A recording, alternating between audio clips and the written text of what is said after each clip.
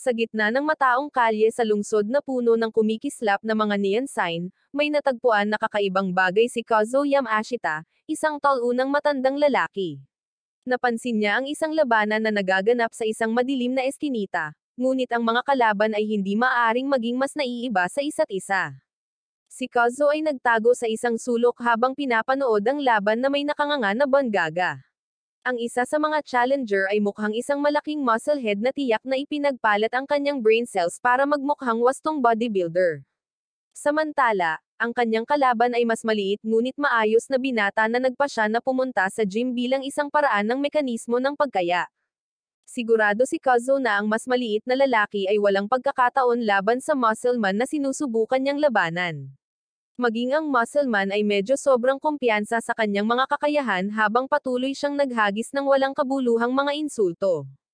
Nagsimula ang laban at agad na sinubukan ng mas malaking lalaki na hampasin ang kanyang kalaban ngunit nabigo siya ng husto.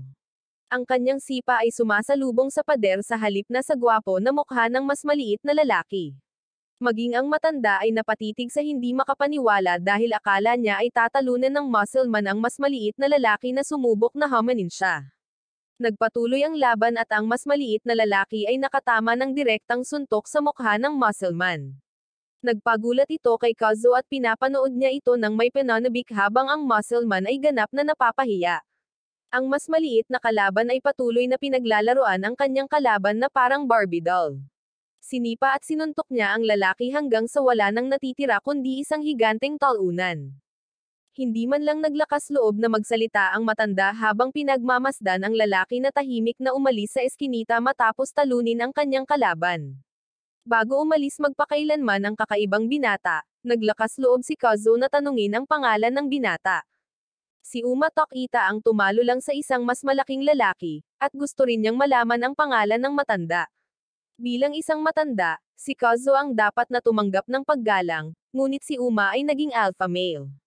Walang choice si Kazuo kundi ihayag din ang kanyang pangalan. Sa buong oras ay nag-freeze ang mukha niya na parang talunan. Ang masaklap pa, tinanong ni Uma si Kazuo kung gusto rin niyang lumaban. Ang isang simpleng tanong na ito ay halos maghatid kay Kazuo sa pintuan ng kasawian. Mabilis na tinanggihan ng matanda ang alok at takot na tumingin habang tahimik na umalis si Uma. Nang gabing iyon, natulog si Kazuo sa isang babae sa unang pagkakataon. Sa harap ng napakalaking lakas ni Uma, gusto ni Kazuo na maramdaman na siya ay isang tunay na lalaki din.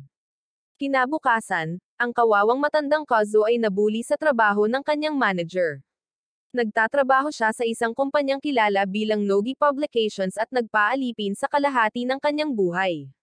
Gayunpaman, walang gumagalang kay Kazuo sa trabahong ito. Ang matanda ay patuloy na nag-iisip tungkol sa pagkakaroon ng higit na kapangyarihan upang turuan ang kanyang mga bully ng isa or dalawang leksyon. Lumalaki ang mga bagay nang magpakita ang presidente ng kumpanya at ipinaalam kay Kazuo na may mahalagang gustong makipag-usap sa kanya. Si Kazuo ay literal na walang halaga, kaya nagulat siya nang marinig na may espesyal na gustong makita siya. Hiniling pala ng chairman ng kumpanya na makita ng personal si Kazuo. Ang matanda ay sobrang kinakabahan habang siya ay nakatayo sa harap ng chairman ng grupo, Hideki Nojek. Bilang isang tapat na corporate slave, pakiramdam ni Kazuo ay nakalantad sa harapan ng isang taong napakahalaga. Pagkatapos ay nagsimulang magsalita si Hideki tungkol sa pinakamahusay na paraan upang malutas ang isang salungatan. Naniniwala siya na ang karahasan ang sagot sa paglutas ng lahat ng bagay sa buhay. Nagsimulang magsalita si Hideki tungkol sa panahon ng Edo, at kung paano gagamit ng karahasan ang mga mangangalakal para makakuha ng posisyon bilang vendor ng Imperial Court. Malinaw na ang mga taon ng kapitalismo ay sa wakas ay ginawang si Hideki ang huling amo ng paggawa ng alipin, at mahilig talaga ang lalaki sa karahasan. Ipinagpatuloy ni Hideki ang kanyang nakakainip na paglalahad at ipinaliwanag kung paano nalutas ang karahasan sa pagitan ng mga mangangalakal, ipinakilala ng shogun ang mga kontroladong labanan. Ito ay karaniwang ang pagsilang ng mga labanan sa arena at ang mga mangangalakal ay gagamit ng karahasan sa isang kontroladong paraan. Pagkatapos ay ibinunyag niya na ang kanyang mga ninuno ang nagsimula ng kakaibang samahan ng pakikipaglaban na ito at ito ay ginagawa pa rin hanggang ngayon. Sa puntong ito, talagang naguguluhan si Kazuo at gusto niyang malaman kung may katapusan na ba itong pananalita na ito. Nahihirapan din ang matanda na maniwala na gumagamit pa rin ng fighting association ang mga kumpanya para ayusin ang mga usapin. Gayunpaman, ipinagpatuloy ni Hideki ang kanyang kakaibang paglalahad at inihayag na umaasa ang mga modernong mangangalakal sa isang bagay na kilala bilang mga Kengan Battle upang ayusin ang mga bagay-bagay. Ang mga laban na ito ay ang tunay na tanda ng kapangyarihan, at may laban na paparating sa loob ng ilang araw. Nagsimulang isipin ni Kazuo na gusto ni Hideki na lumaban siya sa mga makalumang laban na ito, ngunit hindi iyon ang kaso. Lumalabas na ang manlalaban na sa una nakakatawan sa kumpanya ay hindi maaaring magpakita para sa laban. Ang kanyang pwesto ay kinuha ng isang taong pamilyar kay Kazuo. Kinikilabutan ang matanda na tila naglalakad papasok sa silid si Uma dahil mayroon ng maikling kasaysayan sa pagitan nila. Gusto ni Hideki na si Kazuo ang bahala sa meeting. Natapos na ito at curious ang sekretarya ni Hideki sa kanyang desisyon. Alam ng chairman na si Uma ang tumalo sa kanilang orihinal na manlalaban, ang parehong lalaki na nagpahiya sa sarili sa eskinita. Gayunpaman, ang mas kawili-wili ay ang desisyon na isama si Kazuo. Gustong malaman ng sekretarya kung bakit pipiliin ni Hideki ang isang hamak at kaawa-awang tao, pero parang may mas malaking itinatago ang chairman. Samantala, ang mga baga ni Kazuo ay handang gumuho habang hinahabol niya si Uma. Binalaan niya ang binata na mag-forfeit sa Kengan match dahil ilegal ang pakikipaglaban.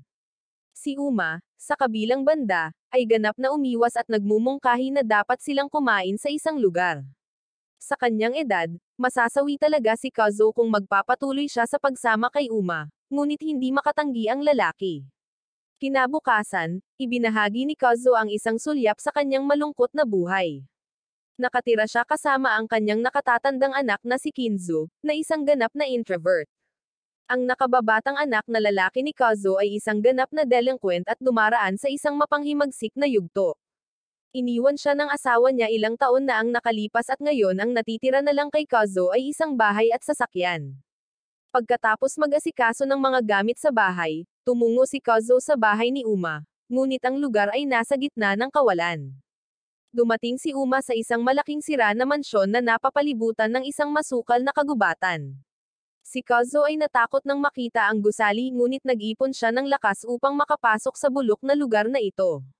Ang mansyon ay ganap na madilim at walang buhay. Si Kazuo ay gumagapang sa kadiliman na parang takot na pusa ngunit napunta siya sa takot ng kanyang buhay nang si Uma ay lumabas mula sa mga anino na puno ng dugo. Ang buhay ni Kazuo ay kumikislap sa harap ng kanyang mga mata. Iniisip niya na si Uma ay nakapaslang ng isang lalaki ngunit si Uma ay nakapaslang lamang ng isang malaking baboy ramo, at pagkatapos ay sinimulan niyang ubusin ang dugo nito upang lutuin ang karne. Umupo si Uma sa sahig at gumamit ng simpleng kalan para ihanda ang karne ng baboy ramo. Para sa isang segundo, hindi maiwasan ni Kazuo na humanga kung gaano kalaki ang muscle ni Uma, ngunit mabilis na ipinaalala ng matanda sa kanyang sarili na hindi siya umiindayog sa ganoong paraan. Naiwan muli si Kazuo na nakabuka ang bibig ng mapagtanto niyang hinahunting ni Uma ang lahat ng kinakain niya bilang isang simpleng meal prep. Hindi man lang iniisip ni Kazuo ang tungkol sa pangangaso sa kanyang pagkain, pumupunta lang siya sa grocery tulad ng ibang mga talunan. Ang nakakaakit na pag-uusap na ito ay mabilis na naputol nang maramdaman ni Kazuo ang presensya ng dalawang kakaibang lalaki sa pintuan. Maya-maya, bumukas ang pinto at pumasok ang dalawang misteryosong figura. Kinilala ni Kazuo ang isa sa mga nanghihimasok bilang isang mandirigma ng Russia na kilala bilang Evans. Si Evans ay kumilos at mukhang isang mahinang lalaki ngunit tila siya ay isang mataas na ranggo na kickboxer. Si Evans ay sumugod at nagsimulang sumipa na parang baliw ngunit nakalimutan niyang protektahan ang mga bola ng kanyang pamilya. Sinasamantala ni Uma ang pagkakataon na sipain si Evans sa mga bola nito na nagpapadala sa lalaki sa pagbagsak sa lupa. Ibinauling ni Uma ang kanyang atensyon sa mas malaking kasama ni Evans na nagsimulang maglakad palapit sa kanya. Gayunpaman, pinutol ni Evans ang pagsulong ng kanyang kaibigan at sinabihan siyang huwag makialam. Ito ay nagtatapos lamang sa pagpapalala ng mga bagay dahil ang mas malaking tao ay sumira sa mga ugat ni Evans. Hindi man lang nagulat si Uma sa dugong anak sa kanyang harapan at kahit ang kasama ni Evans ay hindi nagbibigay ng pakitungkol sa kanyang ginawa. Ipinakilala ng lalaki ang kanyang sarili bilang si Levi at lalabanan niya si Uma sa darating na laban sa Kengan. Gusto lang kilalanin ni Levi ang kanyang kalaban bago pumasok ang dalawa sa ring. Nang sumunod na araw, dumating sina Uma, Kozo at Hideki sa isang abandonadong pasilidad upang makipagkita kay Yasuhiro, ang chairman ng isang kumpanya ng real estate. Si Levi ang manlalaban na kakatawan sa kumpanya ni Yasuhiro at napakataas na ng pusta.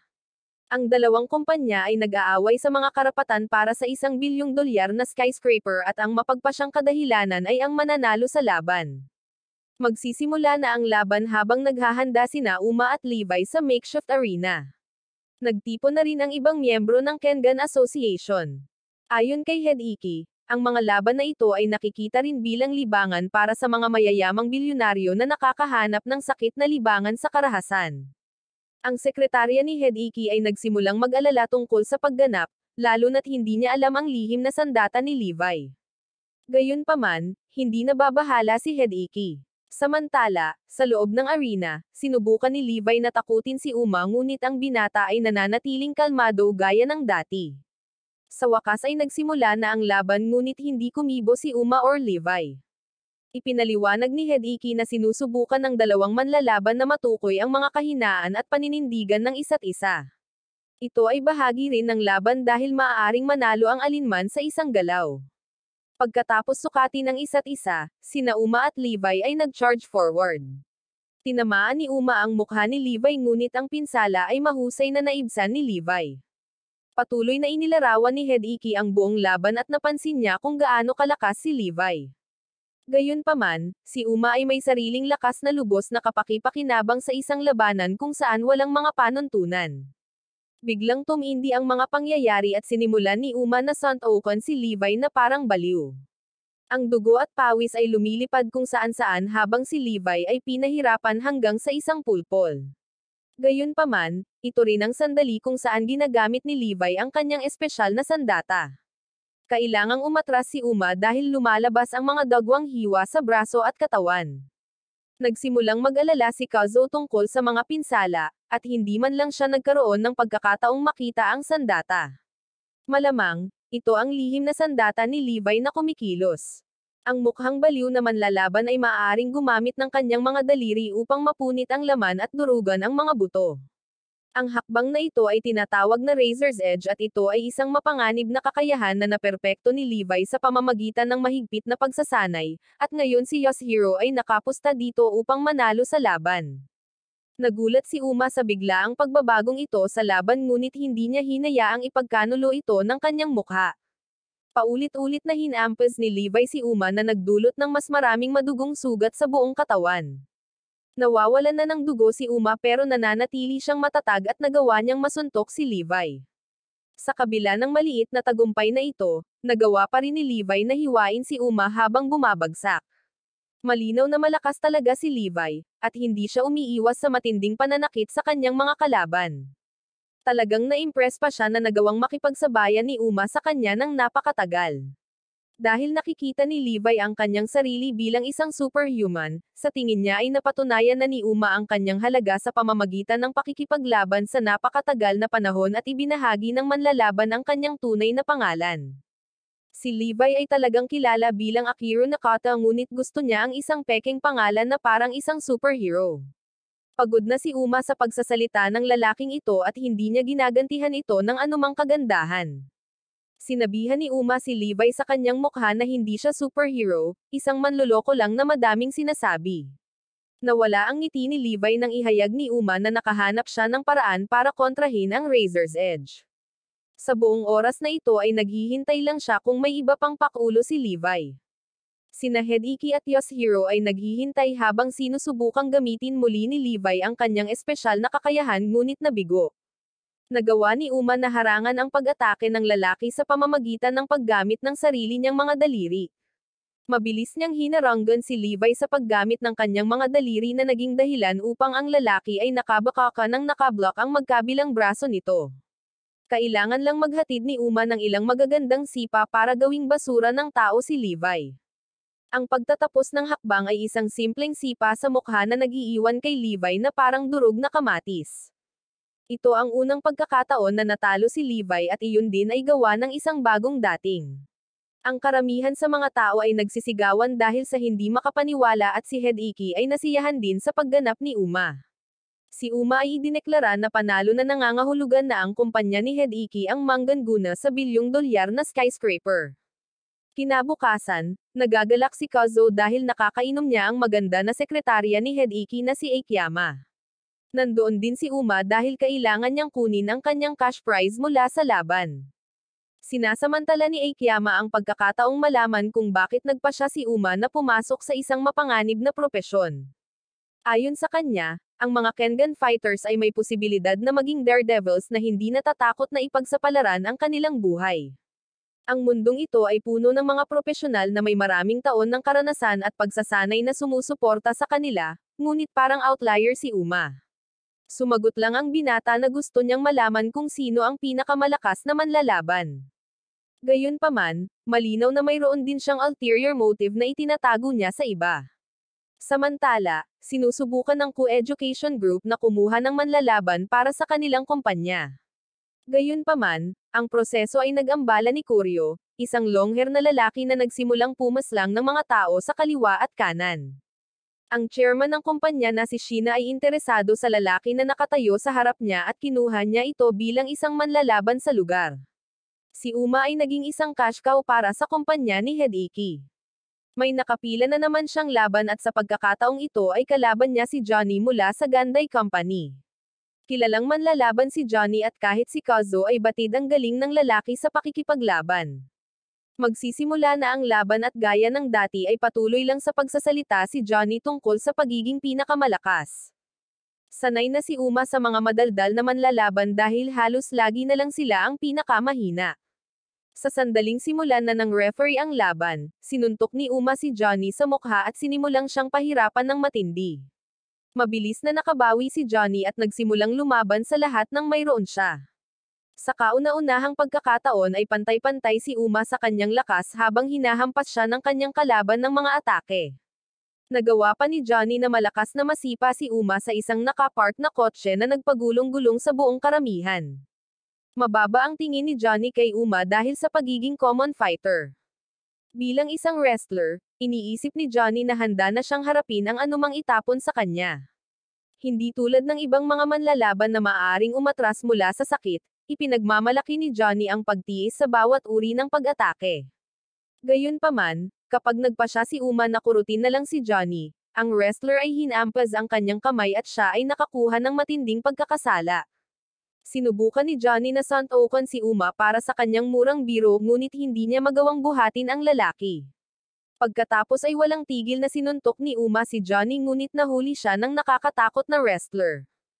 Medyo malakas na binagsak ang katawan ni Uma sa lupa at mukhang matatalo talaga siya sa laban na ito. Gayunpaman, hindi pa tapos si Johnny sa kanyang maliit na laruan. Itinaas ng malakas na wrestler ang kanyang hindi tumutugon na katawan at patuloy niya itong hinahampas sa lupa. Si Kazuo ay nasasaksihan ang buong bagay mula sa gilid at siya ay sobrang natatakot. Nang marinig ng matanda ang isang lasing na nagsasalita ng masama kay Uma, hiniling ni Kazuo sa lalaki na humingi ng tawad. Pero wala talagang backup ngayon dahil nasa bingit na siya ng kasawian. Gagamitin na ni Johnny ang kanyang backbreaking technique para hatiin si Uma sa dalawang madugong piraso habang nakikiusap si Kazuo kay Uma na lumaban. Ang binata mismo ay pumasok sa isang kakaibang lugar sa kanyang isipan. Ang mahiwagang kaharian ay puno ng hindi mabilang na mga kandila at si Uma ay nagpatuloy na hinaypan ang lahat ng ito sa isang hininga. Balak ni Uma na gumamit ng hindi kilalang kapangyarihan para makabawi sa kanyang nakakahiyang paghihirap. Nagawa niyang kumawala sa pagkakahawak ni Johnny at nabali pa ang mga daliri ng wrestler sa proseso. Sa sandaling bumalik si Uma sa kanyang katinoan, nagpakawala siya ng isang beast mode na hindi pa nakikita ng sinuman. Ang kanyang mga pag-atake ay nagiging walang humpay at bumibigat habang sinusubukan niyang itulak pabalik si Johnny. Si Uma ay ganap na hindi mapigilan, lalo na ngayon na ang mga daliri ni Johnny ay wala na sa komisyon. Ang mga tao ay nanunood sa pananabik habang si Uma ay patuloy na nakakakuha ng higit na momentum sa kanyang paulit-ulit na mga galaw. Ang isa pang manlalaban na kilala bilang Takeshi ay nanunood din ng laban mula sa gilid. Kasama niya ang kanyang kaibigan na si Andy at nagsimula silang mag-usap sa mga nakakabaliw na galaw ni Uma. Ayon kay Takeshi, umaasa si Uma sa bilis upang patuloy na maglunsad ng sunod-sunod na pag-atake na halos hindi na mapipigilan. Interesado si Takeshi na malaman kung saan nakuha ni Uma ang kakayahang lumaban ng ganito. Bumalik sa arena, patuloy na binabaon ni Uma si Johnny sa limot. Nagbigay siya ng isang malakas na suntok na maaaring magbigay daan kay Uma na manalo. Gayunpaman, nagawa ni Johnny na ay headbutt si Uma at pagkatapos ay hinampus siya sa isang konkretong blow. Naiwan ang kawawang si Uma na duguan at nahirapan habang nagpupumilit na tumayo ng tuwid, at ito ang huling straw para kay Uma. Ayaw na niyang maglaro ng mabuti at mabilis siyang umaban para salakayin si Johnny. Walang nakakaalam kung ano ang nangyayari pero biglang nasa sahig si Johnny at tumabi sa kanya si Uma. Sa init ng sandali, sinamantala ni Uma ang pagkakataon na putulin ang windpipe ni Johnny kaya nawalan ng malay ang wrestler.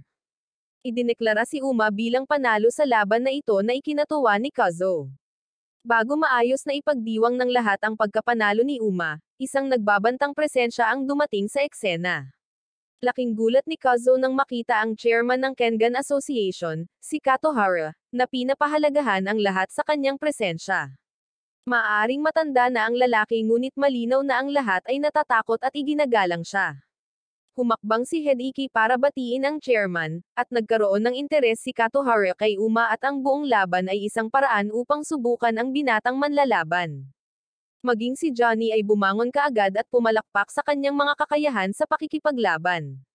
Ang chairman ng Gandai Company ay humakbang pasulong at inamin ang pagkatalo sa kumpanyang Nugi. Sumasang-ayon din siya sa isang labanan para sa posisyon ng chairman ng Kengan Association. Ito ay talagang nakakabigla sa lahat ng tao sa madilim na silid. Gayunpaman, hindi nagulat si Kato Hara. Tinanggap niya ang panukala at pumayag na sumali din sa labanan. Hindi mapapantayan ang aura ni Kato Hara dahil lahat ng tao sa kwarto ay nag-freeze nang ibunyag ng matanda na lalaban din siya. Si Kato Hara ay hindi lamang nagpapakita ng isang sulyap sa kanyang sariling nakakatakot na kapangyarihan, ngunit ipinahayag din niya na ang pinakamalakas na manlalaban ng asosasyon ay sasali rin sa labanan. Ito ang simula ng Kengan Life and Death Tournament. Ang bawat kumpanyang may malakas na manlalaban ay bukas na lumahok at magkakaroon talaga ng isang mahalagang bagay. Ang mananalo ay makakakuha ng posisyon ng chairman bilang ang asosasyon mismo. Isang life and death tournament lang ang tipo ng bagay na hinihintay ni Uma.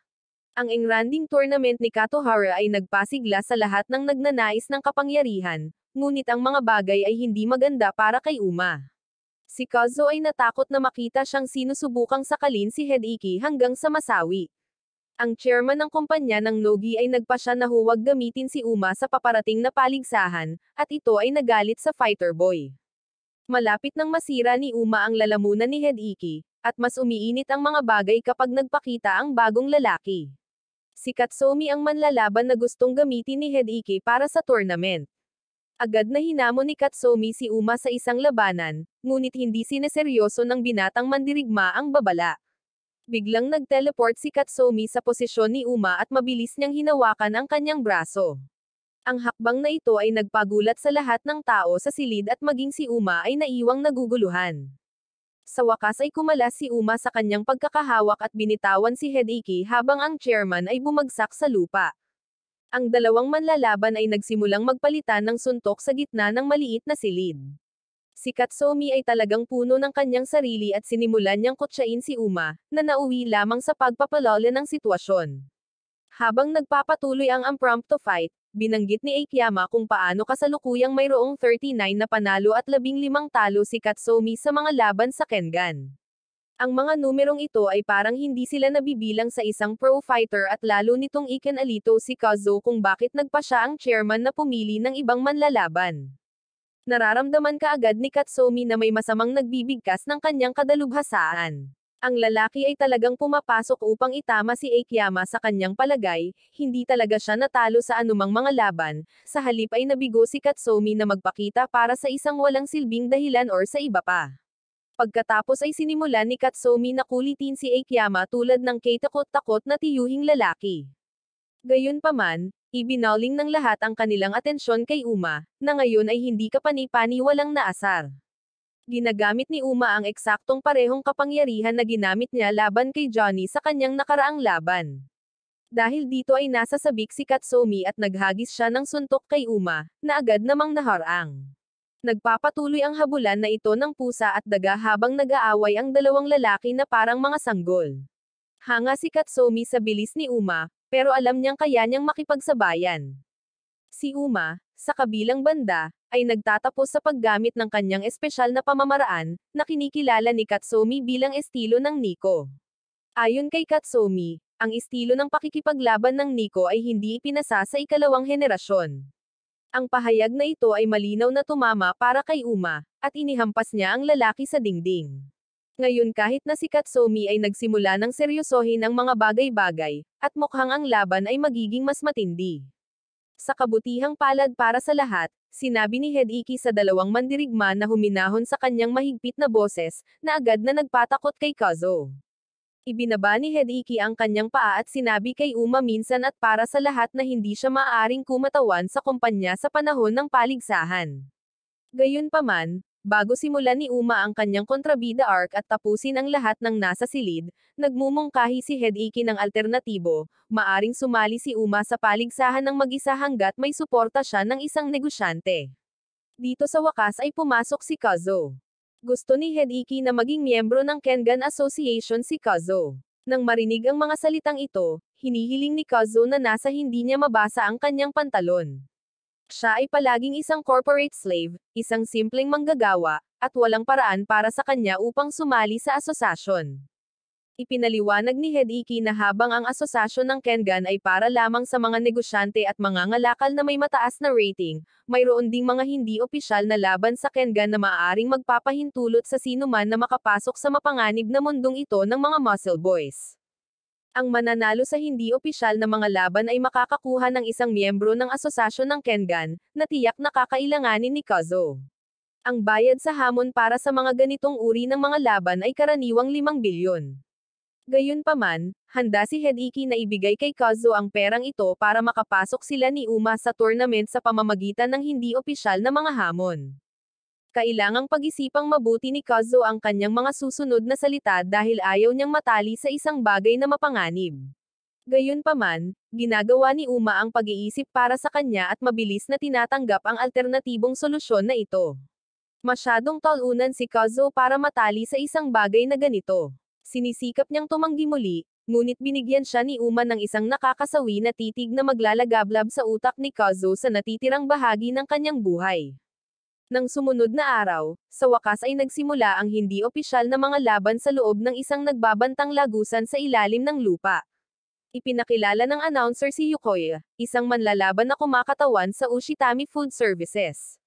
Samantala, ang kanyang kalaban ay walang iba kundi si Uma mismo, na kinakatawan ng Yamashita Corporation. Walang sino man sa karamihan ang nakarinig ng ganoong korporasyon, at tiyak na hindi rin mukhang isang nangungunang negosyante si Kazo. Bago ang opisyal na pagsisimula ng laban, si Hideki ay nag-isip ng pekeng kumpanya na persona ni Kazo dahil ang matanda ay hindi nakakakumbinsi bilang may-ari ng anumang bagay. Isang pekeng pangalan lang ang kailangan niya. Pagkatapos ay gusto niyang si Kazo ang pumili ng date ng laban, ngunit muli ay gumawa ng isa pang mahalagang desisyon sa kanyang sarili. Gusto ni Uma na makipaglaban sa lalong madaling panahon, kaya siya ang pumili ng pinakamaagang date. Kung mas maaga niyang malalampasan ang mga rookie match na ito, mas maaga niyang matatalo si Katsomi sa totoong tournament. Dumating na ang bukang liwayway ng hindi opisyal na laban. Kapag nabayaran na ni Kazo ang mga bayarin sa mga challenger, nakapasok si Uma sa arena at haharapin ang kanyang kalaban. Si Yukoy ay isa pang hamak na iniisip na kaya niyang talunin si Uma dahil lang sa isang malaking negosyo ang sumusuporta sa kanya. Gayunpaman, ang laban ay tumatagal ng wala pang isang segundo dahil napakalakas ng pagsuntok ni Uma sa lalaki kaya isang suntok lang ang kailangan para mapabagsak si Yukoy. Hanga si Kazo sa mga kakayahan ni Uma. Ang matanda ay maaaring isang talunan sa kanyang sarili, ngunit nakikita niya ang kanyang sarili na nakakapit kay Uma upang makaramdam ng isang bagay sa buhay. Habang hinahangaan ni Kazo at Uma ang sertipiko ng Kengan Association na kanilang natanggap, sila ay lihim na nire-record ng panganay na anak ni Kazuo na si Kinzu. Kinabukasan, nakipag-ugnayan si Kinzu sa isang lalaking tinatawag na Mashido, ang presidente ng Undermount Company. Gayunpaman, parang si Kinzu talaga ang may hawak dahil tuluyang nawala ang aura ni Mashido sa sandaling marinig niya ang boses ni Kinzu. Tila, si Kinzu ay nakagawa sa kanyang sariling mga bagay at ipinaalam niya kay Mashido na ang kanilang kumpanya ay papasok sa life or death tournament. Sa katunayan, isang miyembro ng pamilyang Notorious Cure ang gagamitin nila para sa laban. Sigurado si Kinzu na kaya niyang sakupin ang buong mundo mula sa kanyang kwarto kung aasa siya sa mga malalakas na mandirigmang ito. Samantala, si Kazuo ay inanyayahan ni Kenneth na uminom, isang lalaking nakilala niya sa isang laban kay Johnny. Gusto ni Kenneth na bigyan ng sigla si Kazuo bago siya magsimula sa kanyang mapanganib na mga pagsisikap. Para sa ilang kadahilanan, alam ni Kenneth ang trabaho ni Kazuo sa grupong Nogi at ang katotohanan na binayaran ni Hideki ang mga bayarin para sa mga hindi opisyal na laban. Si Kazuo ay ganap na nawasak nang ipaalam sa kanya ni Kenneth na inaasahan ni Hideki na babayaran ng matanda ang mga bayarin. Pinipilit nito si Kazuo upang manalo sa paligsahan kahit na ano paman. Inihayag din ni Kenneth na ang kanyang kumpanya ay sasali rin sa paligsahan. Ang manlalaban ng kanilang kumpanya ay isang lalaking tinatawag na Rio, at siya rin ang bartender na naglilingkod kay Kazuo ngayong gabi. Ang matanda ay humanga sa manlalaban at sa katotohanang nagtatrabaho si Kenneth sa Ginoy Bookstore, isang sikat na brand. Ang dalawang besties ay sabik na magharap sa isa't isa sa torneo, kahit na alinman sa mga lasenggo na ito ay hindi ang gagawa ng aktwal na labanan. Naghahanda rin si Uma para sa paligsahan sa pamamagitan ng pakikipaglaban sa hangin sa isang abandonadong minahan. Mahalaga ang tournament para kay Uma dahil makakapaghiganti na siya sa pagpaslang sa kanyang amo na si Nico. Biglang naputol ang sandali ng pag-iisa ni Uma ni Kuryo. Sa isang segundo, walang ideya si Uma kung sino ang lalaki na ito, ngunit pagkatapos ay naalala niyang nakita niya si Kuryo na nakatayo sa tabi ng kanyang mortal na kaaway na si Genzon.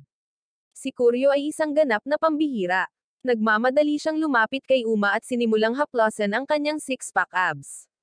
Ang lalaki ay ganap na kumikilos na kakaiba habang hinahangaan niya kung gaano kalakas si Uma. Pagkatapos ay isiniwalat ni Kuryo ang mapait na katotohanan at ipinaalam kay Uma na matagal na niyang pinaslang si Genzon. Si Kuryo ay umaasa na makakuha ng isang reaksyon mula kay Uma. Gusto niyang kumilos ng padalos-dalos ang binatang manlalaban dahil nasira ang kanyang paghihiganti. Gayunpaman, inalis ni Uma ang mga maling hindi pagkakaunawaan ni Kuryo. Hindi talaga gusto ni Uma ang paghihiganti, gusto lang niyang mag-flex ng husto sa mga taong iniisip na sila ang pinakamalakas.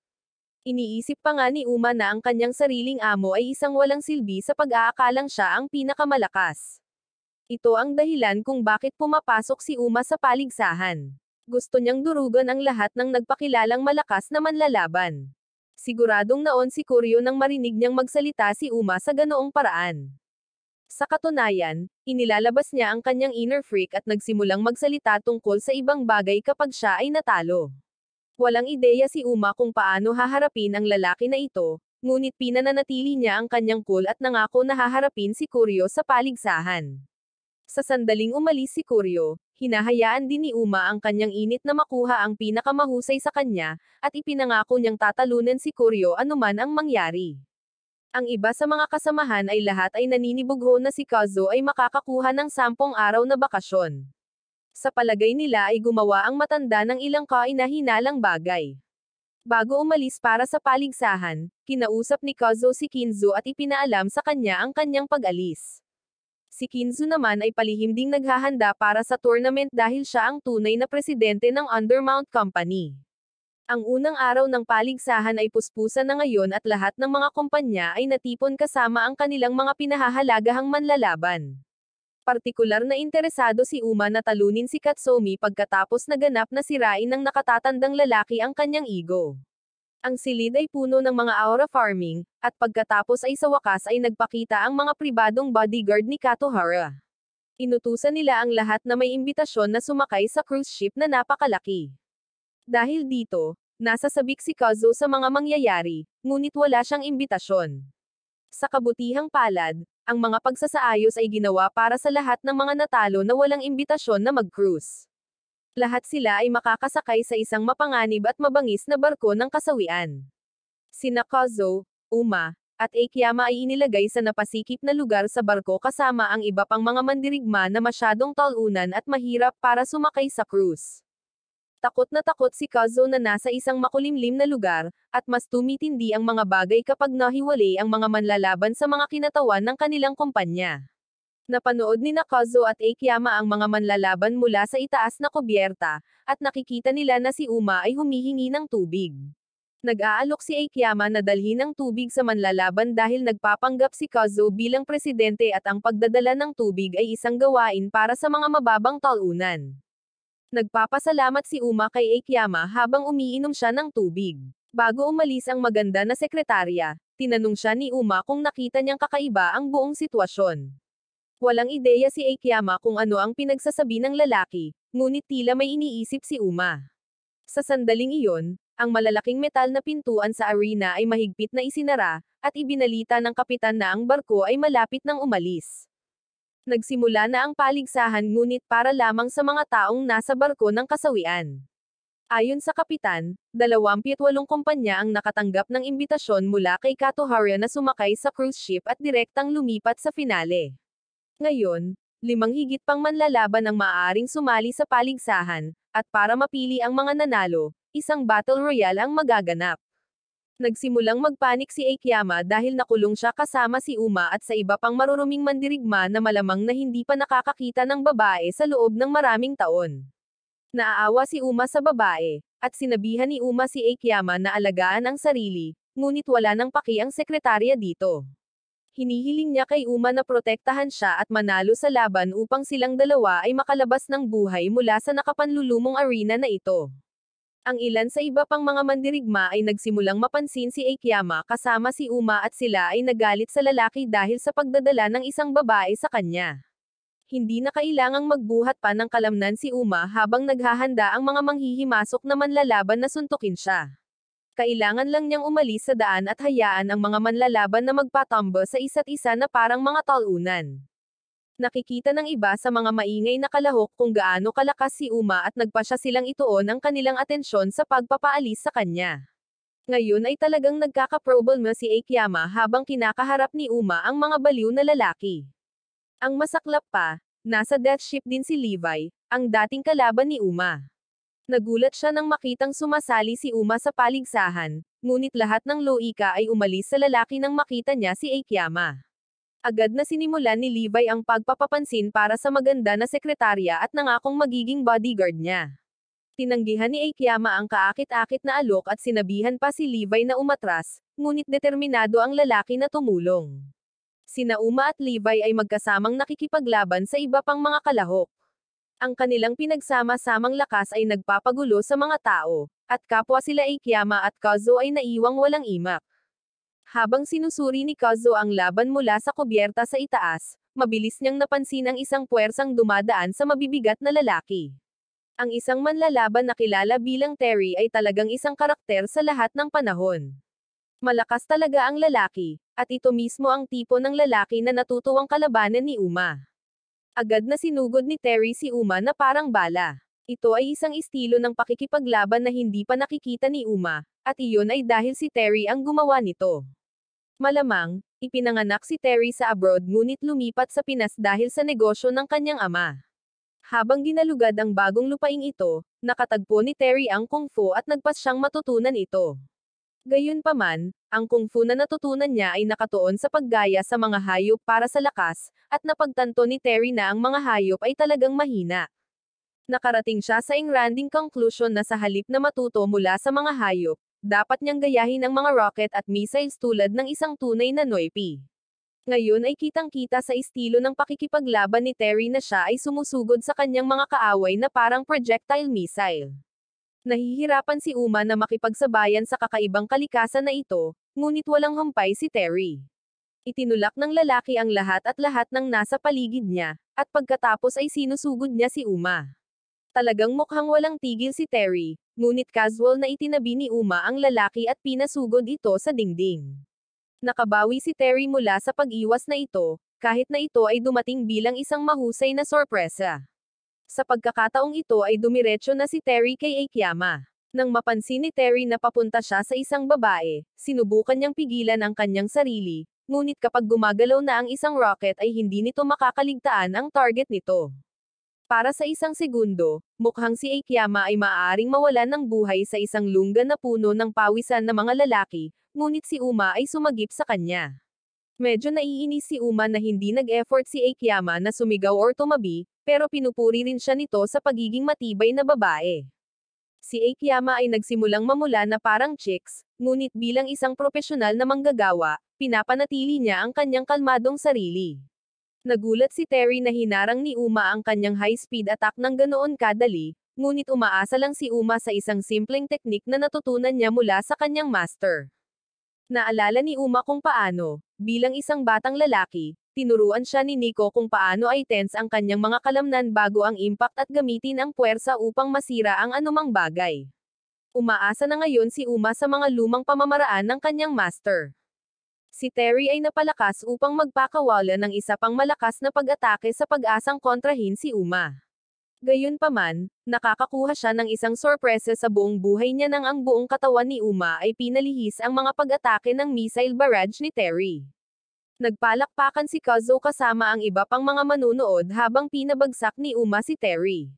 Ang ibang mga manlalaban ay kusang nananalo din sa kanilang sarili. Malinaw na kung sino ang limang mananalo sa laban na ito. Maging si Levi ay nalilibang sa kaliwat kanan na paghampas ng mukha, ngunit naiinis siya sa isang manlalaban na tinatawag na Soado habang sinusubukan ng dalawa na makipag-away na parang maliit na pusa. Napansin ni Uma kung paano limang mandirigma na lang ang natitira. Maging ang kapitan ng barko ay nagulat nang makitang natapos na ang Battle Royale kahit 15 minuto pa lang ang nakalipas. Samantala, ipinagdiwang ni Kazuo ang tagumpay, ngunit nagsisisi siya na hindi siya tumaya sa mga manlalaban. Ang limang nanalo ay bumaba mula sa barko ng kasawian at malugod na tinatanggap sakay ng cruise. Si Katohara ay naghihintay para sa kanilang lahat kasama ang kanyang hukbo ng matinding bodyguard. Sa sandaling sinubukan ng Pangulo na kausapin ang mga nanalo, humakbang pasulong ang isa sa mga nanalo. Ang pangalan ng lalaki ay Hanzo at mayroon siyang alitan na dapat ayusin kay Katohara. Hindi masaya si Hanzo na pinilit siya ni Katohara at ang iba pang mga manlalaban na makilahok sa malupit na Battle Royale, sa kabila ng pagpapaliwanag ni Katohara na kahit na ang pagsali sa paligsahan ay tanda ng malaking karangalan at batay sa hierarchy ng kumpanya. Hindi makuha ni Hanzo ang ideya sa pamamagitan ng kanyang makapal na bungo. Nagpa siya ang manlalaban na sumalungat kay Katohara at sumugod upang salakayin ang matandang pangulo, ngunit agad na sinupil ng isa sa mga bodyguard si Hanzo. Ang manlalaban ay hindi man lang nagkakaroon ng pagkakataon laban sa napakatinding lakas. Sa halip na magpakita ng awa kay Hanzo, ang manlalaban ay itinapon sa dagat ng walang pagsisisi. Bahagyang naiinis si Katohara ngunit mabilis siyang nakabawi at nasasabik sa laban sa hinaharap. Naranasan ni Kazuo ang isang party sa cruise ship sa unang pagkakataon sa kanyang buhay. Gayunpaman, siya at si Uma ay mukhang wala sa lugar sa lahat ng mayayamang negosyante. Lumapit si Hideki sa kanilang dalawa at binati si Uma sa pagkapanalo niya sa Battle Royale. Ngayong hindi na siya nagtatrabaho kay Hideki, hindi na niya kailangang magpanggap na mabait, at tumanggi siyang maging isa pang sangla para sa chairman. Tuloy-tuloy ang magarbong party, pero nagkakagulo pa rin ang mga manlalaban. Sinimulan ni Levi na guluhin si Akiyama sa pag-asang makuha ang kanyang numero ng telepono. Napansin ng sekretarya na medyo nakakagambala ang kanyang ugali at sinabihan niya ang malakas na lalaki na bumalik sa mga kinatawan ng kanyang kumpanya. Gayunpaman, si Levi ay hindi bahagi ng anumang kumpanya. Siya ang manlalaban at presidente ng sarili niyang negosyo. Ito ay isang sorpresa kay Kazuo, at sa iba pa dahil wala silang ideya na si Levi ay may sapat na mga selula ng utak upang magsimula ng kanyang sariling negosyo. Lumalabas na hindi talaga sariling pagsisikap ni Levi ang nagbunsod sa kanya para maging presidente. Dati siyang storage worker para kay Hideki, ngunit isang araw sinabi ng chairman kay Levi na sapat na ang kanyang kakayahan upang magsimula ng sarili niyang negosyo. Ito ay noong si Hideki ay nakipag-ugnayan sa isa pang mahirap na walang isip sa kanyang pakana at pinahintulutan niya si Levi na mamahala sa isang maliit na kumpanya. Ang buong plano ay isang pandaraya lamang dahil ipinahayag ni Levi na kung manalo siya sa torneo, kailangan niyang piliin si Hideki bilang presidente ng Kengan Association. Ang taktika na ito ay hindi na bago sa mundo ng negosyo. Sa katunayan, maraming malalaking korporasyon ang bumibili ng mas maliliit na kumpanya sa pag-asang makakuha ng mas magandang pagkakataon na maging presidente. Ang marinig ang lahat ng ito ay labis para sa kawawang si Kazo, na umasa lamang sa kanyang pagsusumikap upang mamuhay ng halos hindi gaanong kababalaghan. Nagpa siya si Kazo na maglakad-lakad sa cruise ship at pakiramdam niya ay wala na siya sa sarili. Sa kabutihang palad, naroon din ang kanyang matalik na kaibigan na si Kenneth, at ang lalaki ay kasing masayahin at lasing gaya ng dati. Mabilis na tinanong ni Kenneth si Kazo kung ang matanda ay magaling sa paglalaro ng Japanese chess. Tila, nakipagkaibigan si Kenneth sa isang propesyonal na manlalaro ng chess na kilala bilang Sokichi at kaliwat kanan ang tinatalo ng taong ito. Tiyak na itinuturing ni Kazo ang kanyang sarili bilang isang dalubhasa sa chess at kumpiyansa niyang hinahamon si Sokichi, ngunit natalo siya ng 3 beses. Ang mga tao ay nabuo sa paligid ng chess match pagkatapos ay mabilis na ibinaling ang kanilang atensyon patungo sa gallery kung saan nakatayo si Katohara kasama ang kanyang mga nagbabantang bodyguard. Ipinapalam ng Pangulo sa lahat na sila ay darating sa pangunahing arena sa loob ng 27 oras. Sa sandaling dumating ang mga mandirigma sa larangan ng digmaan, kailangan nilang magparehistro upang maging bahagi ng opisyal na paligsahan. Ipinagbabawal din ni Katohara ang mga manlalaban na hamanin ang isa't isa habang sakay ng cruise ship. Nang matapos ang engranding talumpati, tumahimik ang mga pangyayari, at nilapitan si Hideki Nishina, ang chairman ng Co-Education Group. Narinig ni Uma ang kanilang pag-uusap at nagpas siyang sumama rin, ngunit agad na nagkaroon ng interes si Shina sa kanya. Binanggit niya ang kanyang manlalaban na si Kuryo, at ito ay naging dahilan upang si Uma ay tuwid na makipagkamay sa isang babae.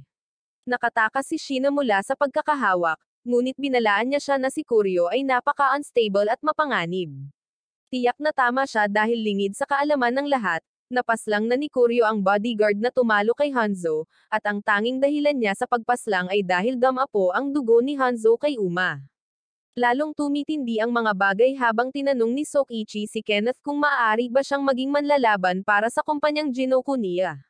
Ganap na tutol si Kenneth sa ideya dahil ayaw niyang lumabag sa anumang mga patakaran, ngunit ginawa ni Sokichi ang kanyang takdang aralin. Ipinaalam niya kay Kenneth na ang mga patakaran ni Katohara ay may butas at hindi umaabot sa mga tagalabas na nag-aaway sa isa't isa. Sa halip na marinig ang lalaki na ito na magsalita buong gabi, nagpa siya si Kemiro na labanan si Sokichi at ipakita sa kanya kung sino ang amo. Nagsisimula ang laban sa isang nakakahiyang wake-up call para kay Sokichi. Siya ay nasusuntok ni Kemiro ng paulit-ulit nang walang anumang senyales ng pagbawi. Kailangang mahabol ni Sokichi ang kanyang hininga, maging ang kanyang mga mata ay nakapikit sa lahat ng dugo. Mabilis niyang napagtanto na si Kemiro ay gumagamit ng isang estilo ng kung fu na nakatutok sa paggamit ng kanyang nangingibabaw na braso at binti habang tinatakpan din ang kalaban. Patuloy lang na sumusugod si Kemiro sa pamamagitan ng mga suntok, at tinamaan niya si Sokichi ng husto para masira ang kanyang mga depensa. Pilit niyang pinapahirapan ang chess expert, pero nananatiling matatag si Sokichi. Nakikita niya talaga ang isang siwang at nakatama siya ng suntok sa mukha ni Kemiro. Ang isang hakbang lang na ito ay nagpapagalak kay Sokichi, at sa tingin niya ay maaari siyang maging isang mahusay na manlalaban. Si Kemiro ay unti-unting nawawalan ng pasensya, at pumasok siya para sa higit pang mga suntok, ngunit nagawa ni Sokichi na itulak siya pabalik gamit ang isang headbutt. Ngayon ay talagang naasar na si Kemiro. Nawawalan na siya ng mga aura point sa maliit na laban na ito, at oras na para magseryoso siya. Gumagamit si Kemiro ng espesyal na teknik na ginagawang ragdoll si Sokichi. Tinusok pa ni Kemiro ang mga mata ni Sokichi, dahilan para matamba ang mas maliit na lalaki.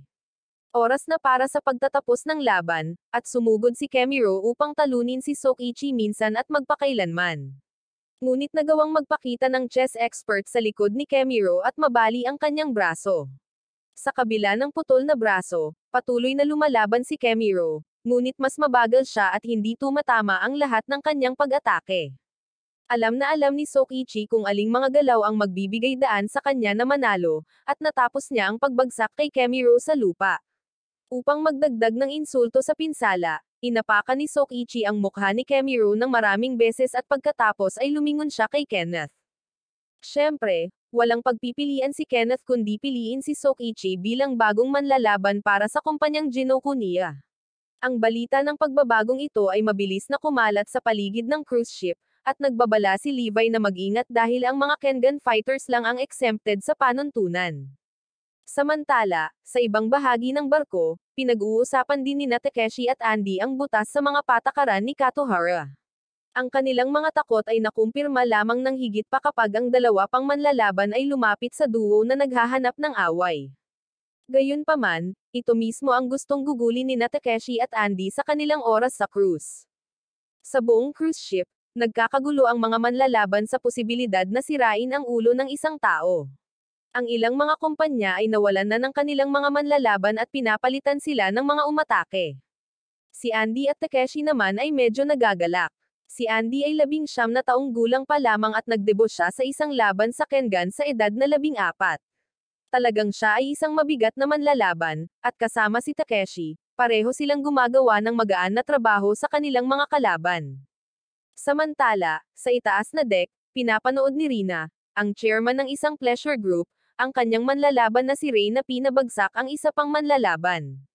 Batid ni Rina na isang solong kumpanya na pinamumunuan ni Hayumi, ang chairman ng Toyo Electric, ang nag-o-orchestra sa buong labanang ito upang makakuha ng mas maraming posisyon sa torneo. Nagkaroon din ng gulo sina Uma at Levi, ngunit magkaiba ang kanilang mga ginawa. Ginastos ni Levi ang lahat ng kanyang pera sa kasino, habang si Uma ay nagpasikat sa iba't ibang babae. Pinagsabihan ni Akiyama ang dalawang talunan dahil sa pagiging pabaya nila sa kanilang posisyon sa cruise. Sinubukan ni Kazo na i-defuse ang sitwasyon, ngunit bigla siyang inatake ng isang papasok na nanghihimasok. Ang mukha ng tao ay natatakpan ng isang hoodie, ngunit malinaw na ang kalaban ay isang babae. Halos hindi nagawa ni Uma na ilayo si Kazo mula sa pag-atake, ngunit hindi huminto ang manlalaban. Humakbang si Levi upang lumaban, ngunit ang tunay na target ay si Uma mismo. Ang nakahod na figure ay nakakapit kay Uma habang desperadong sinusubukan nitong labanan ito. Ang hood ng babae ay nagpapakita ng kanyang mukha, at lahat ay nagulat sa pagkakakilanlan ng banta. Ang pangalan ng babae ay Kaori, at siya ay talagang natamon dahil gusto niya talagang magkaroon ng isang sanggol kay Uma. Patuloy na nagsasabi si Kaori tungkol sa kung gaano kalakas si Uma at bilang pinuno ng pamilya kailangan niyang magkaroon ng malalakas na sanggol. Maaaring si Uma ang pinakamahusay na kandidato, ngunit ang paraan ng panukala ay talagang kakaiba. Ang lahat ay masyadong natigilan upang magsalita, ngunit si Uma mismo ay nagulat sa isang ganap na naiibang dimensyon. Wala pang nakakita sa mainit na ulo na si Uma na napakatahimik habang magalang niyang ibinaba si Kaori sa lupa, at pagkatapos ay tumakbo para sa kanyang buhay. Bago pa man magawa ni Kaori ang anumang bagay na mas mapangiwi, dumating ang mga miyembro ng kanyang pamilya upang ihatid siya pabalik. Agad na kinilala ni Levi ang mga taong ito bilang mga miyembro ng pamilyang Kuri, isang kilalang grupo ng mga kriminal. Naayos na ang usapin sa ngayon, at nangako si Kaori na magpakasal kahit anong mangyari. Bumalik pa siya sa kanyang lolo na si Eryo at ipinaalam sa kanya ang tungkol sa kanyang maliit na crush. Sinisikap ni Eryo ang kanyang makakaya na huwag mawala ang kanyang pasensya at mahinahon niyang sinabihan si Kaori na bumalik sa kanyang silid. Sa sandaling mawala si Kaori sa paningin, ang matanda ay sumumpa na tatapusin si Uma kung sakaling may gawin siya sa kanyang babaeng apo. Walang ideya si Eryo na si Kaori mismo ang walang sense of personal boundaries. Kinabukasan, tumingin si Kazo sa nagsasama-samang bukang liwayway habang ang cruise ay malapit nang dumating sa isla kung saan gaganapin ang tournament. Ang lahat ng mga pinuno ng kumpanya ay natipon sa isang silid kung saan si Katohara ay magbibigay ng karagdagang mga tagubilin. Pakiramdam ni Kazo ay parang hindi maganda ang paningin at lahat ay nagsasalita sa likuran niya bilang ang loser grandpa na sumali sa tournament dahil sa purong swerte. Nasasaktan din siya nang makitang nakipagsanib puwersa si Kenneth kay Hayumi, ang kontrabida na lalaki na naglibot sa pagkolekta ng mga manlalaban at kumpanya noong nakaraang gabi. Cold na cold ang ugali ni Kenneth kay Kazuo at hindi katulad ng dati nilang pagkakaibigan. Si Levi ay naroroon din dahil siya ang chairman at manlalaban ng sarili niyang kumpanya, at sinusubukan niyang suportahan si Kazuo. Sa wakas ay nagpakita si Katohara, at sa tabi niya ay isang nakasimangot na si Hideki. Mukhang seryosong-seryoso ang chairman, at ayon kay Rina, mahalaga ang laban na ito dahil kapag natalo si Hideki, malulusaw ang grupong Nogi. Para sa isang taong maaaring mawalan ng trabaho at lahat ng pinagtrabahuan niya, sinimulan ni Kazuo na isipin ang magandang panig, kung ma-dissolve ang Nogi, hindi na niya kailangang bayaran ang mabigat na entrance fee. Gayunpaman, ang kanyang maliit na panaginip ay nasira nang ihayag ni Rina na si Hideki ay nagnanais na kunin ang lahat kasama niya, na nangangahulugan na sina Kazuo at Levi ay maghahain din ng bangkarota. Sa wakas ay nagpaktiya si Katohara, at inihayag niya ang listahan ng mga laban. Ang pinakamahalaga ay laban kay Fang Mitsudo, ang personal na manlalaban ni Katohara. Pagkatapos ay naglalabas ang pangulo ng isang makina na tutukayan kung sinong mga manlalaban ang mauuna. Kung mas mataas ang numero sa randomized na makina, mas maagang mapipili ng mga kinatawan ang kanilang mga laban. Gaya ng swerte, nauna si Kazuo dahil madali siyang target. Masasabi ng matanda na siguradong nirigged ang makina kahit papaano, ngunit wala siyang sinasabi. Nag-aatubili na pinindot ni Kazuo ang button at takot na pinapanood ang pagdaan ng mga numero. Muli niyang pinindot ang button na may kaunting siko mula kay Katohara at posibleng nakakuha siya ng pinakamataas na numero sa ngayon. Si Levi ay humakbang at nag-alok na siya naman ang susunod, at ang kanyang numero ay napakaliit. Tulad ng lahat ng 32 kumpanya ay nagpapas siya sa kanilang kapalaran habang pinipili nila ang kanilang mga itinalagang numero. Sa huli, nakuha ni Kazuo ang unang pwesto dahil ang kanyang numero ang pinakamataas sa kanilang lahat. Ang pagpili ng posisyon para sa isang laban ay mahalaga din sa diskarte, at si Kazuo ay nagtapos sa pagpili ng ika-4 na posisyon kahit na si Kazuo ay walang ideya kung ang kanyang desisyon ay tama. Iniisip ng iba pang mga kinatawan na pumili siya ng isang magandang posisyon. Masasaksihan ni Uma ang 3 laban at makakuha ng diwa ng torneo bago lumahok sa kanyang sariling laban. Tiyak na sinisiraan ni Kazuo ang kanyang sarili, ngunit ang matanda ay gumawa ng tamang pagpili. Ngayon ang paligsahan ay maaaring maging opisyal na magsimula, at ang bawat manlalaban ay naghahanda sa kanilang sariling espesyal na paraan. Halimbawa, si Kuryo ay natutulog na may kasamang malauman na laruan at inaabangan ang isang kapanapanabak na laban sa hinaharap tulad ng isang normal na tao. Nag-aalala pa rin si Kazuo sa kanyang pinili, ngunit ang determinasyon ni Uma ay tinitiyak sa kanya na maaari silang manalo ng magkasama. Ang Kengan Life and Death Tournament ay isang mas malaking affair habang ang isang malaking pulutong ay Bamaha sa arena. Ang venue ay kasing engrandi gaya ng inaakala ng isa, at si Kazuo ay napahanga pa nang mapansin niya ang mga pinuno ng mundo na dumalo rin sa mga laban. Ang mas nakakagulat ay ang sariling anak ni Katohara, si Sayaka, ang nag-host ng kaganapan. Sa pagsisimula ng paligsahan, naghahanda si Andy para sa kanyang round at nagmuni-muni sa kanyang nakaraan. Bilang isang binata, si Andy ay may posibilidad na magkaroon ng maraming problema. Ngunit isang araw isang MMA fighter na kilala bilang Mitsuya ang tumulong sa kanya laban sa ilang mga nananakot. Ito ang simula ng paglalakbay ni Andy tungo sa pag-aaral ng martial arts, at malaki ang naitulong ni Mitsuya sa kanya. Habang iniisip ni Andy ang nakaraan, iniisip ng kanyang chairman ng kumpanya na si Akiro kung handa na ba si Andy sa laban. Ayaw niyang ipagsapalaran ng binata ang kanyang sariling buhay, at iminumungkahi pa ni Akiro na mag-forfeit mula sa laban kung ang mga bagay ay maging masyadong matindi. Gayunpaman, hinihintay ni Andy ang sandaling ito, at nilayo niyang manalo sa laban. Nakatakda na ang entablado, at nagbigay si Sayaka ng engranding pagpapakilala kay Andy habang papasok siya sa arena. Lahat ay nagugulat sa babyface na hitsura ni Andy, ngunit hindi siya dapat basta-basta. Sa kabilang banda, ang kalaban ni Andy na si Aiden mula sa Boss Burger Chain ay naghahanda na rin para talunin ang sinumang humahadlang sa kanya. Pagkatapos ay ipinakilala ni Sayaka si Aiden habang papasok siya sa arena na may malaking palakpakan mula sa karamihan. Ang mga manonood ay buong pananabik na nanunood habang si Aiden ay humarap kay Andy sa arena. Sa kabila ng pagiging nasa mas maliit na bahagi, Naniniwala si Akiyama na ang pamamaraan ni Andy ay maaaring maging isang malaking kalamangan. Naroon din si Uma, ngunit natutulog siya sa buong bagay. Nagsisimula ang paligsahan, at kaagad na nagpalitan ng matitinding suntok sina Andy at Aiden. Nagulat si Aiden sa mabigat na pag-atake ni Andy sa kabila ng pagiging maliit. Ang American fighter ay nahihirapang makipaglaban sa matulin na paggalaw ng mga pag-atake ni Andy. Ang mas maliit na manlalaban pagkatapos ay namamahala upang ibagsak si Aiden sa lupa at aipin siya ng isang atake. Ang hakbang na ito ay nagbibigay daan kay Andy na magpakawala ng sunod-sunod na pag-atake na halos walang pinsala. Nagsisimula pa lang si Aiden, at habang pinipigilan siya ni Andy, mabilis na sinubukan ng mas malaking lalaki na suntukin si Andy mula sa tagiliran. Nagulat ang lahat sa stadium sa pag-iwas ni Andy sa pag-ataking ito. Kadalasan ay sasalubungin niya ang tama, ngunit iba ang mga bagay. Kahit na isang maliit na kontak sa suntok ni Aiden ay masakit na, at pagkatapos ay ang American fighter ay bumangon kaagad. Maliwanag, si Aiden ay kilala sa pagiging isang makapangyarihang mandirigma. Nagawa niyang pabagsakin ang mga kalaban sa isang ice hockey arena, na napakahirap gawin. Ang pangangatawan ni Aiden ay nagbibigay sa kanya ng nakakabaliw na lakas sa itaas na katawan, na nagpapahintulot sa kanya na magpakawala ng mga suntok na maaaring nakakasawi.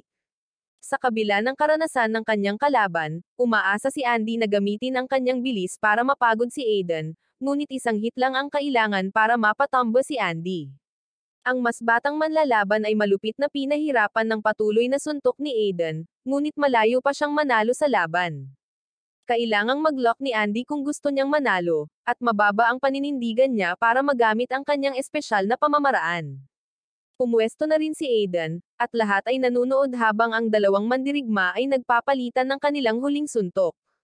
Sa sandaling magkasagupaan sina Andy at Aiden, ang nakababatang mandirigma ay ginawang sandbag para sa kanyang kalaban. Sinusuntok ni Aiden ng matindi si Andy, at malinaw na sa kanya ang tagumpay.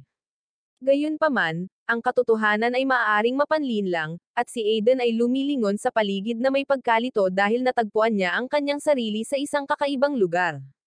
Pagkatapos ay nakita ng American fighter ang kanyang sariling putol-putol na katawan sa di-kalayuan, at lumabas na inilagay ni Andy si Aiden sa isang perpektong triangle chokehold.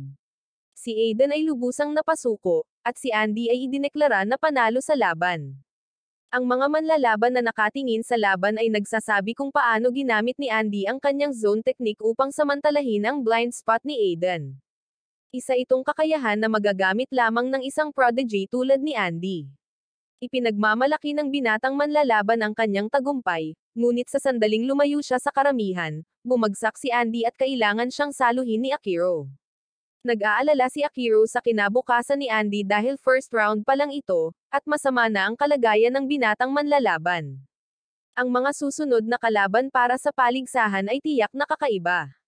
Si Haro ay ipinanganak at lumaki sa isang malayong nayon sa Nepal. Siya ay kilala sa kanyang lakas at kagalingan at naging pinuno pa ng kanyang tribo. Gayunpaman, isang sakam na negosyante mula sa Japan ang nag-alok kay Haro ng pagkakataon na makilahok sa mga laban sa Kengan, at nagpa siya ang manlalaban na iwanan ang kanyang mapayapang buhay. Bilang isang bagong dating, nakita ni Haro na ang Japan ay lubhang nakakaintriga, at siya ay nagkaroon ng espesyal na interes sa pagkain. Sa paglipas ng mga taon, ipinagpatuloy ni Haro ang labis na pagpapakain sa kanyang sarili, at nauwi siya sa pagiging haruo, isang sobrang timbang na napakalaking lalaki na guman sa pagkain at paglalaro. Ipinakilala ni Sayaka si Haro bilang ang manlalaban para sa isang kumpanyang kilala bilang Nintendo. Maging si Kazuo ay napahanga sa laki ng ganap na lalaki na ito. Ang kalaban ni Haro ay isang manlalaban mula sa Wakasa Insurance. Ang kanyang pangalan ay Sekihiro, at ang lalaki ay legit na itinayo tulad ng isang brick wall. Ang mga manlalaban ay pumwesto at humarap sa isa't isa sa arena. Sa sandaling magsimula ang laban, nakatanggap si Sekihiro ng gabay mula kay Hayami, ang chairman ng kumpanya. Siya ay bihasa sa pag-iisip ng pinakamahusay na mga galaw at nagbibigay ng payo kay Sekihiro sa pamamagitan ng isang piraso ng pandinig. Ang mas nakakaintriga ay kung gaano kabilis at malakas si Haro sa kabila ng pagiging chubby boy. Ang mga pag-atake ni Sekihiro ay naging dahilan upang gumawa ng backflip si Haro, na talagang isang kahangahangang gawa para sa isang malaking tao. Nagawa pa ni Haro na itulak si Sekihiro sa isang pader, na naging sanhi ng pagdurugo ng manlalaban. Gayunpaman, ang susunod na pag-atake ni Haro ay walang kahirap-hirap na hinarang ni Sekihiro habang ginagamit niya ang isang pamamaraan na kilala bilang sining ng pag-aresto. Ang ganitong uri ng labanan ay kumukuha ng inspirasyon mula sa Japanese martial arts at fencing. Kapag si Sekihiro ay tapos na sa pag-aura farming, inatake niya si Haro sa pamamagitan ng paghiwa sa kanyang laman gamit lamang ang kanyang mga kamao. Galit na galit ang malaking chubby boy sa turn of events na ito, ngunit masyadong clumsy ang kanyang mga pag-atake para sa precision attack ni Sekihiro. Para kay Uma, medyo nakakainip na ang laban, kaya nagpa siya siyang matulog. Masasabi niyang hindi sineseryoso ni Sekihiro or ni Haro ang kaganapan. Samantala, ang arena ay tila iba ang pananaw dahil umiinit ang mga bagay sa pagitan ni Haro at Sekihiro. Si Hayami ang may perpektong huling hakbang para makuha ang tagumpay na ito, at tinuruan niya si Sekihiro habang walang kamali-mali itong sinusunod ang kanyang pangunguna. Sa puntong ito, walang koordinasyon sa mata at kamay si Haro, at malakas na inatake ni Sekihiro ang lahat ng kanyang mahahalagang bahagi. Ang kailangan lang gawin ni Sekihiro ay ihatid ang pagtatapos na atake at manalo sa laban. Si Sekihiro ay talagang isang uri ng isang vigilante na nagtatrabaho para sa pulisya. Tinatanggal niya ang masasamang tao ng walang pagsisisi at kahit na may maanghang na relasyon kay Hayami mismo. Nakatitig lang si Haro kay Sekihiro na tulala, at ang chubby boy ay walang ibang galaw na natitira sa kanya. Gayunpaman, kapag ang chairman ng kumpanya ng Nintendo ay nagbabanta na ibabalik si Haro sa kanyang lumang nayo na walang mga laro or computer, ito ay nagpapadala sa malaking tao sa siklab ng galit. Sa kasamaang palad para kay Haro, gusto ni Sekihiro na i-charge siya pasulong upang matusok niya si Haro gamit ang kanyang mga daliri. Pagkatapos ay inatake ni Sekihiro ang napakalaking mandirigma sa paligid na parang siya ay isang manikang basahan. Nasuri na rin ni Hayami ang sitwasyon, at alam niyang malapit na ang tagumpay. Ganap na pinasuko ni Sekihiro si Haro at pagkatapos ay naghatid ng isang pangwakas na suntok na nagpapadala sa lalaki na gumuho sa lupa. Si Haro ay ganap na hindi tumutugon, at si Sekihiro ay idineklara na panalo sa round. Gayunpaman, ang mga bagay-bagay ay tumagal ng hindi inaasahang pagkakataon nang bumangon si Haro mula sa kanyang pagkatalo na may aura na maaaring pumaslang. Ang bagong buhay na Haro na ito ay wala pa ring malay ngunit nakakasawi. Nakakabaliw ang bilis niya, at madali siyang nakakasabay kay Sekihiro. Ito ang tunay na lalaking taga-bundok na si Haro, ang kilala bilang pinakamalakas na sundalong Gurkha. Si Haro ay ganap na pinapahirapan si Sekihiro, at kahit si Hayami ay walang ideya kung ano ang gagawin. Maging si Sekihiro ay sinabihan si Hayami na sumuko sa laban at itigil ang pagsusuri sa sitwasyon dahil mayroon siyang isa pang panlilinlang sa kanyang manggas. Biglang bumigay ang tuhod ni Haro, at umiiyak siya sa sakit. Ang mga taon ng matinding strain dahil sa bigat ni Haro ay tuluyang nasira ang kanyang mga tuhod. Habang umiiyak si Haro sa kanyang masakit na tuhod, pinatumba ni Sekihiro ang lalaki at tinitiyak ang kanyang tagumpay ng tuluyan. Pagkatapos ay mabilis na nilapitan ni Hayami si Sekihiro at humingi ng paumanhin sa kanya dahil sa hindi mabilis na pag-iisip. Ang lalaki ay walang pasensya sa kawalan ng kakayahan at sinampal si Hayami sa pagiging mahina. Halatang masama ang loob ng dalaga dahil nakikiusap ito kay Sekihiro na huwag muna siyang iwan sa ngayon. Nagpa siya si Sekihiro na tanggapin ang paghingi ng tawad ni Hayami at nangakong paparusahan siya mamaya. Habang nagpapatuloy ang paligsahan, binabantayan ng ilang miyembro ng pamilyang Kori si Kinzu, ang panganay na anak ni Kazo. Ang susunod na laban ay isasama ang manlalaban ni Kinzu, ngunit walang ideya si Kazo na ang kanyang anak ay susunod. Pagbalik sa stadium, si Levi ay niyakap ni Ryan Kori, ang manlalaban na nagtatrabaho sa ngalan ng kumpanya ni Kinzu. Si Ryan ay isang slimy dude na walang pakialam sa sinuman. Sinimulan niyang tuyain si Levi, na nag-aapoy sa galit ang manlalaban. Gayunpaman, ito ay isang panlilinlang lamang ni Ryan upang talunin si Levi. Sa wakas ay nagsimula na ang laban, at si Ryan ay ipinakilala ni Sayaka. Ang lalaki ay ganap na napuno ng dugo, at siya ay talagang mukhang nakakatakot. Sa kasamaang palad, ang kalaban ni Ryan ay si Mek Uto, marahil ang pinakamahusay na manlalaban sa buong paligsahan. Mukha namang chill dude si Mek Uto na handang gawin ang lahat para sa kanyang kapatid na si Alina. Ang karamihan ay talagang gusto si Mek Uto, at sila ay nag-cheer sa kanya habang siya ay pumasok sa arena. Maging si Katohara ay talagang inaabangan ang laban na ito dahil parehong lumalaban din sina Ryan at Mek Uto para sa dugo ng kanilang pamilya. Nagsimula ang laban, at agad na pinatatag ni Ryan ang kanyang posisyon bilang isang kompletong beast. Malakas ang simula ng dalawang mandirigma sa kanilang pagpapalitan ng matinding suntok. Nang mapansin ni Ryan na si Mek Uto ay hindi magpapatinag sa lalong madaling panahon, ginamit niya ang sarili niyang dugo para bulagin ang kanyang kalaban. Mabilis na sumulong si Ryan para suntukin si Mek Uto, ngunit naulabanan ang kanyang pag-atake. Nagagawa ni Mek Uto na pigilin si Ryan gamit ang kanyang mga kamay. Ito ay isang hakbang na ginagawang potensyal na mapanganib si Mek Uto. Gayunpaman, hindi pa rin tapos si Ryan, dahil madali niyang pinalaya ang sarili mula sa pagkakahawak. Dahil sa hakbang na ito, nagulat si Katohara at ang iba pa, ngunit para kay Eryo ito ay negosyo ng pamilya. Ipinaliwanag ng kay-takot-takot na matandang lalaki na ang pamilyang Cory ay naging mandirigma sa loob ng 1,000 taon. Gumamit sila ng selective breeding upang lumikha ng mga fighters na maaaring kontrahin ang anumang pamamaraan. Nagkatitagan sina Mek Uto at Ryan habang nananatili silang nakaayos sa kanilang mga posisyon. Lumipat si Ryan upang i-headbutt si Mek Uto, ngunit sinalubong siya ng isang uppercut. Sa loob lamang ng maikling panahon, binago ni Mek Uto ang kanyang estilo ng pakikipaglaban at naging boxing. Ito ay ganap na nagpagulat kay Ryan, na hindi pa nakakita ng ganitong estilo ng pakikipaglaban.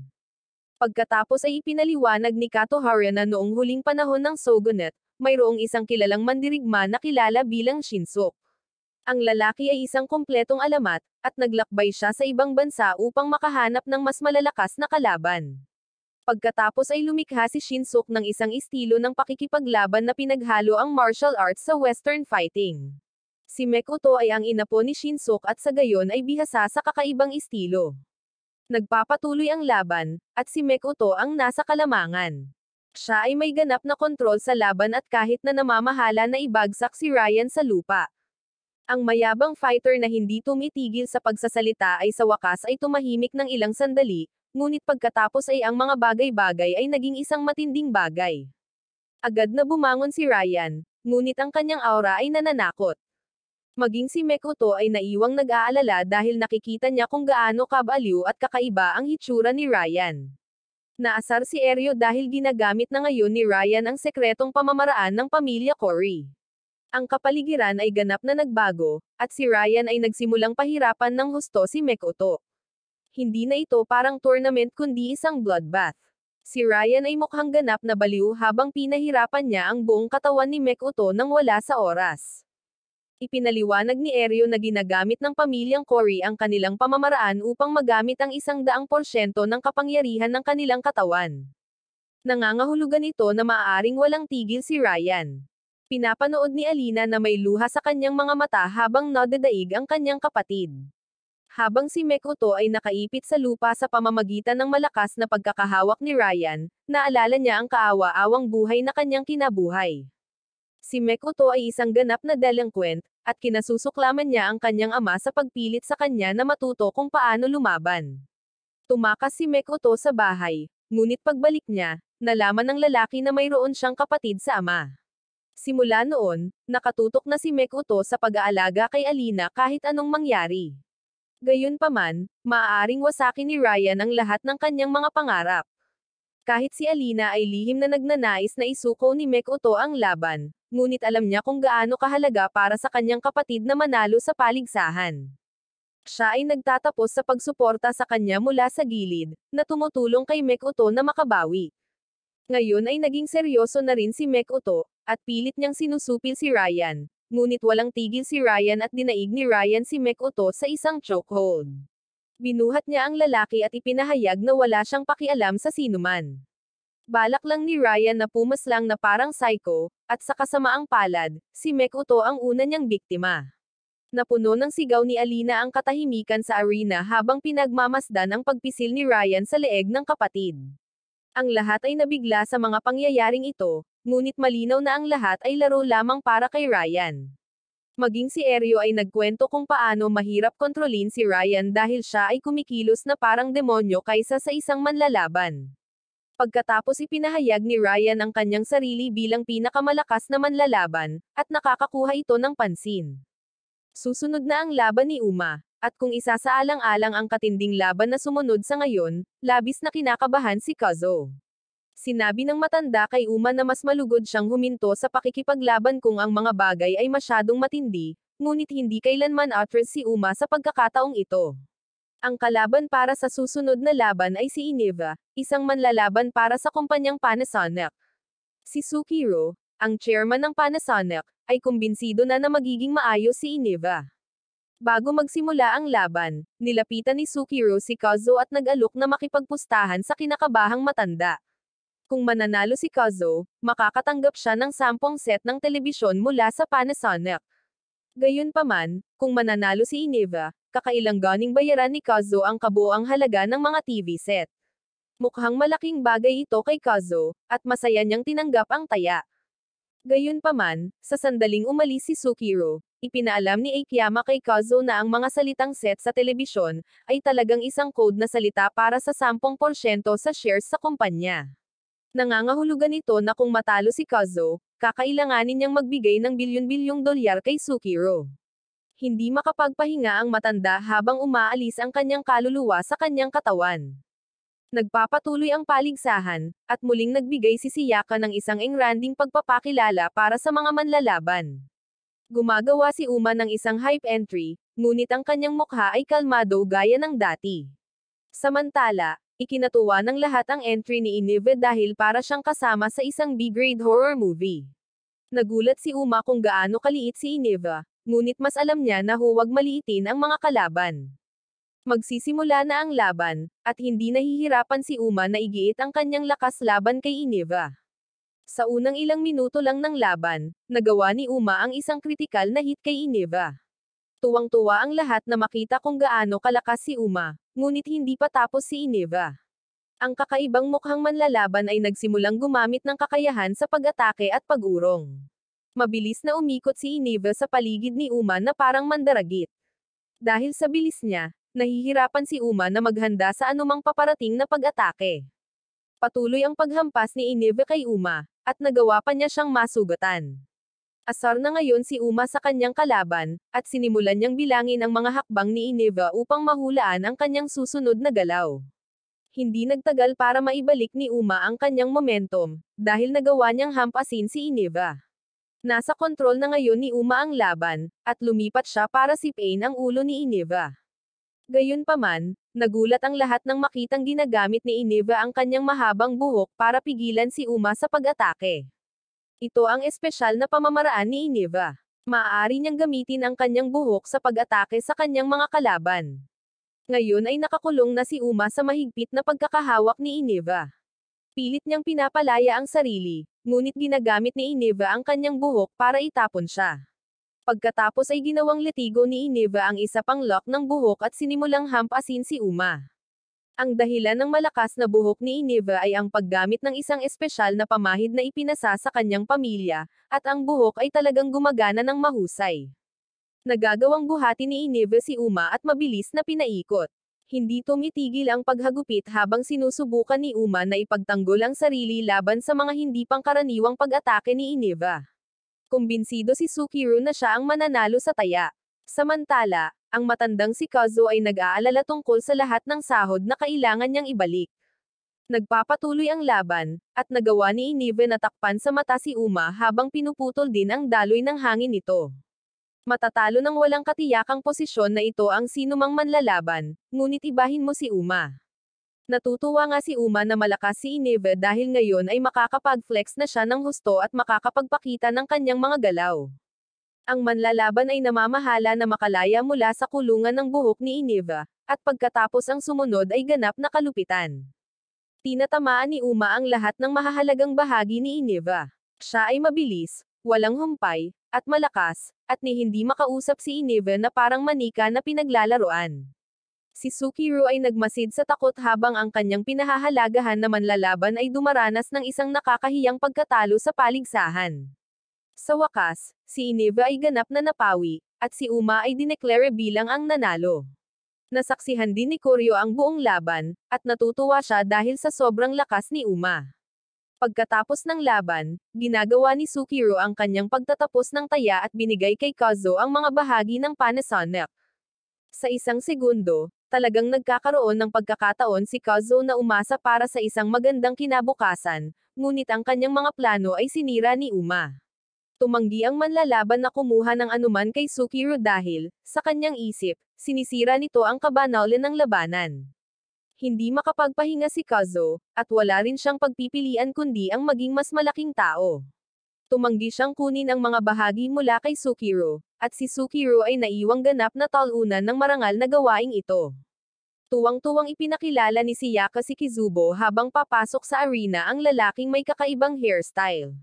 Ang kanyang kalaban ay si Randall, isang German fighter na kilala sa kanyang malalaking kalamnan. Bago pa man magsimula ang laban, idineklara ng referee na si Kizubo ay na-disqualify, at si Randall ay mananalo bilang default. Nalaglag ang panga ni Kizubo dahil wala siyang ideya kung ano ang nangyayari. Ito mismo ang uri ng gulo na inaasahan ni Katohara na masaksihan sa paligsahan. Ipinaliwanag ng matandang presidente sa kanyang bagong kaibigan na si Eryo na sinadya niyang iwan ang mga patakaran ng medyo maluwag, upang ang mga manlalaban ay makapagsimula ng mga bagay at makalikha ng drama.